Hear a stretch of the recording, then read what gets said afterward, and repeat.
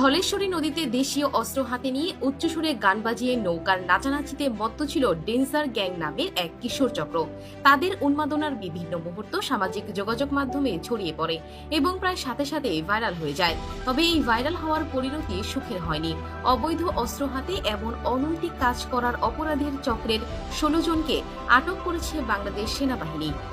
দেশের প্রথম সারির গণমাধ্যমের প্রতিবেদন থেকে জানা যায়, কেরানীগঞ্জের তুলসীখালী ব্রিজ এলাকায় সেনাবাহিনীর টহল দল একটি কিশোর গ্যাংয়ের ১৬ সদস্যকে আটক করেছে। ২রা এপ্রিল বুধবার ধলেশ্বরী নদীতে অভিযান চালিয়ে তাদের আটক করা হয়।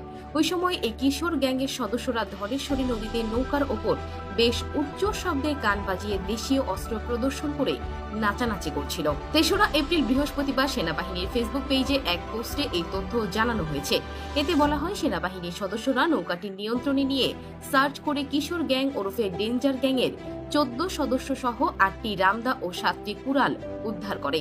একই সাথে বেশ কিছু চাইনিজ কুড়াল, হকি স্টিক ও পাইপ সহ নানা ধরনের দেশীয় অস্ত্র জব্দ করা হয়। পরে আটককৃতদের দেওয়া তথ্যের ভিত্তিতে আরও ২জন গ্যাং লিডারকে আটক করে সবাইকে কেরানীগঞ্জ থানা পুলিশের কাছে হস্তান্তর করা হয়েছে, যেখানে দেখা যায় লাইটিং এবং উচ্চ শব্দের সাউন্ড সিস্টেম দিয়ে নৌকার উপরে উন্মাদের মতো নাচানাচি করছে সেই কিশোর গ্যাং। সেখানে তরুণ থেকে শুরু করে বাচ্চাদেরকেও দেখা যায়। এর কিছুক্ষণ পরেই আরও একটি স্পিড বোটে তাদেরকে আটক করতে নেমে পড়ে বাংলাদেশ সেনাবাহিনী।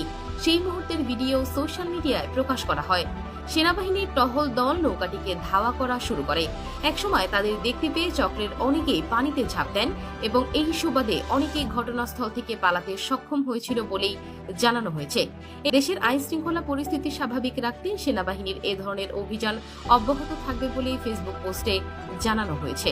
এদিকে পবিত্র ঈদ উল ফিতরের ছুটিতে ঢাকা ও পার্শ্ববর্তী জেলাগুলোর launch terminal, train station, bus stand ও মহাসড়কগুলোতে নিরাপত্তা ব্যবস্থা জোরদার করে নিরবিচ্ছিন্ন যান চলাচল নিশ্চিত করছে বাংলাদেশ সেনাবাহিনী। এছাড়া শিল্পাঞ্চল ও রাষ্ট্রীয় গুরুত্বপূর্ণ স্থাপনাগুলোতেও নিরাপত্তা নিশ্চিত করা হচ্ছে। সেনাবাহিনীর ভেরিফাইড ফেসবুক পেজে এই তথ্য জানানো হয়েছে। এতে বলা হয়, নিরাপত্তা নিশ্চিত করতে দিনে ও রাতে টহল পরিচালনা করা হচ্ছে। সেনা সদস্যরা ঘনবসতিপূর্ণ ও সৌরগলিতে হেঁটে টহল পরিচালনা করছেন। এছাড়া স্পর্শকাতর স্থানগুলোতে চেক পয়েন্ট স্থাপন করেছেন এবং ডাকাতি এবং অন্যান্য সামাজিক নিরাপত্তার বিষয়ে জনসচেতনতামূলক কার্যক্রম পরিচালনা করছেন। শুধু রাজধানীতেই নয়, নীলফামারীতে সার্বিক নিরাপত্তা নিশ্চিত করতে এবং ঈদের পরেও সড়কে শৃঙ্খলা বজায় রাখতে বাংলাদেশ সেনাবাহিনী এবং পুলিশের যৌথ টহল ও চেকপোস্ট কার্যক্রম অব্যাহত রয়েছে। এতে জেলা জুড়ে স্বস্তিতে ঈদ উদযাপন করছেন সাধারণ মানুষ।